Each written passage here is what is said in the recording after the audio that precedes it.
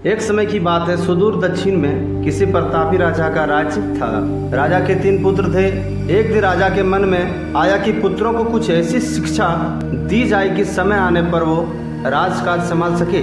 इसी विचार के साथ राजा ने सभी पुत्रों को दरबार में बुलाया और बोला, पुत्रों, हमारी राज्य में नाशपाती का कोई वृक्ष नहीं है। मैं चाहता हूँ तुम सब 4-4 महीने के अंतराल पर इस वृक्ष की तलाश में जाओ और पता लगाओ कि वो कैसा होता है। राजा की आज्ञा पाकर तीनों पुत्र बारी बारी से गए और वापस लौट आए।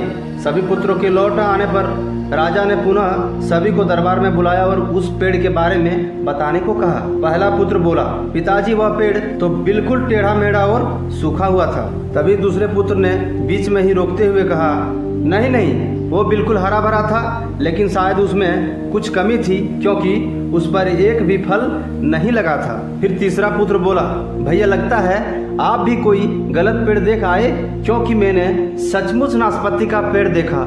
वो बहुत ही शानदार था और फलों से लदा पड़ा था। और तीनों पुत्र अपनी अपनी बात को लेकर आपस में विवाद करने लगे कि तभी राजा अपने सिंहासन से उठे और बोले, पुत्रों, तुम्हें आपस में बहस करने की कोई आवश्यकता नहीं है। दरअसल तुम तीनों ही वृक्ष का सही वर्णन कर रहे हो।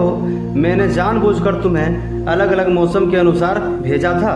मैं चाहता हूँ कि इस अनुभव के आधार पर तुम 3 बातों को गांठ बांध लो। पहली, किसी चीज के बारे में सही और पूर्ण जानकारी चाहिए तो तुम्हें उसे लंबे समय तक देखना परखना चाहिए, फिर चाहे वो कोई विषय हो, वस्तु हो या फिर कोई व्यक्ति ही क्यों ना हो।